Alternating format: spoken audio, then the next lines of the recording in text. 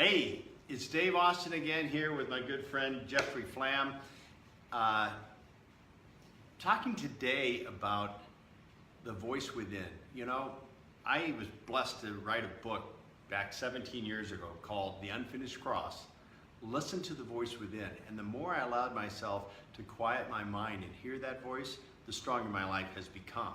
We have so many voices shouting at us daily. I mean, daily. And I'm here at Jeff's office, and he showed me a painting that just, I got chills the moment I saw it. And it just speaks volumes of what's going on for us each and every day. So, Jeff, would you introduce this to us? This is just a print of the actual painting by James Christensen, and it's called The Voice Within. So I'll show you from a little distance, then we're going to zero in. What he's representing in this painting is all of the influences of the world. And if you'll look, you can kind of see there's some political leaders, there's some military leaders, we've got some very smart people like I think Einstein's in here, and music, drama, everything around us that influences us. And it's all shouting at us. You can see some of those are shouting. But the question is, what should we listen to? Because the world is very noisy. There's a lot of things bombarding us every day.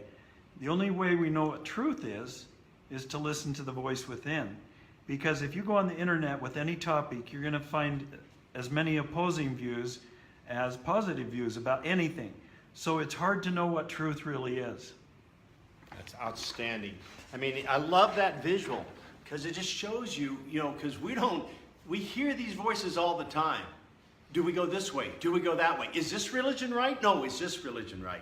Is this political party right? No, it's this political party. It goes on and on and on. And the truth is, we've been gifted with I want to say, razor-sharp system within us that we don't allow ourselves to really go there enough, trust enough.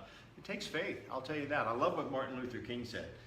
Take the first step of the staircase, even if you don't see the whole staircase. And it's like a trust muscle. The more you quiet yourself, and the purer that voice comes to you. It's practice. I played professional tennis, and the reason I was able to play professional tennis is I practiced. I hit backhands after backhands. I learned to develop my skill. Well, that voice is always present, but we have such a loud, like that picture shows, so many distant voices. No, this is right. No, this is wrong. Sometimes you just got to clear it out and then listen to that voice within. And the pure wisdom that comes is amazing. I've been blessed to write 3 best-selling books.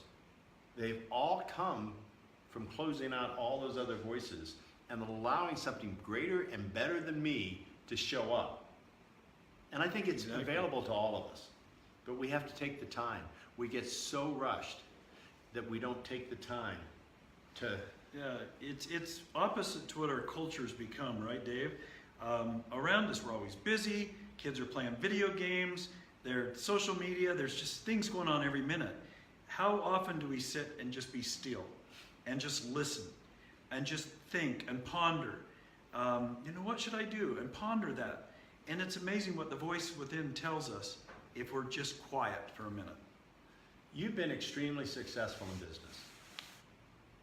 So when did you kind of all of a sudden realize to open up, to hear this wisdom that's guiding you? Because I see it in your life. I see the way you are with your family, the love you have, the way you create what I call winning habits on a daily basis.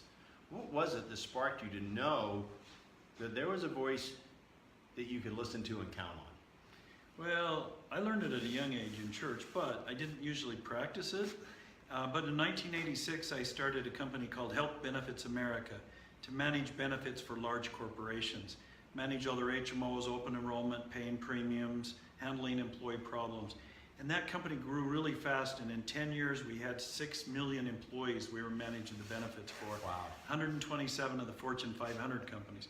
But what I learned is every morning I had to take some quiet time to ponder, and in my world, I would say a prayer, every morning that I would do the right things, and doors were open to us that were unbelievable. But I think it's taking that time to ponder, think through what you're going to do. Before you go into a meeting, what do I want to accomplish in this meeting? You've got to take those few minutes to be still, and the inspiration will come to you if you take the time of what you need to do. What's the purpose of this meeting? What's their pain point? How can I help them? And when you stop and listen, the ideas flood your mind of what you should do and say. But if we just go into a meeting, we're scheduled to get off the plane, just go to the meeting, it's going to be in that same kind of spirit that you just came from, and that's chaos. And you're not going to have a clear mind and be at your best. So to be at your best, you've got to collect those thoughts, and they come to you. Write them down and be ready. Yeah, you know, I always say, I find a lot of clients I work with, they're too busy to be successful. Yeah.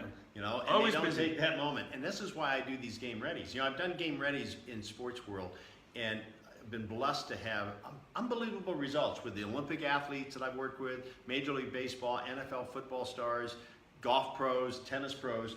We do a game ready, which gets your mind ready. Now I do it with businesses. Before they go into a meeting, we do a game ready. What you do is we set 3 intentions. You set 3 intentions, but we quiet ourselves to hear what it truly do I want to accomplish in this. And I have found when I've quieted myself, I find it goes beyond, well, it's not just about selling this person. It's about what service am I going to bring? Right. And then in that moment of inspiration, I get really clear.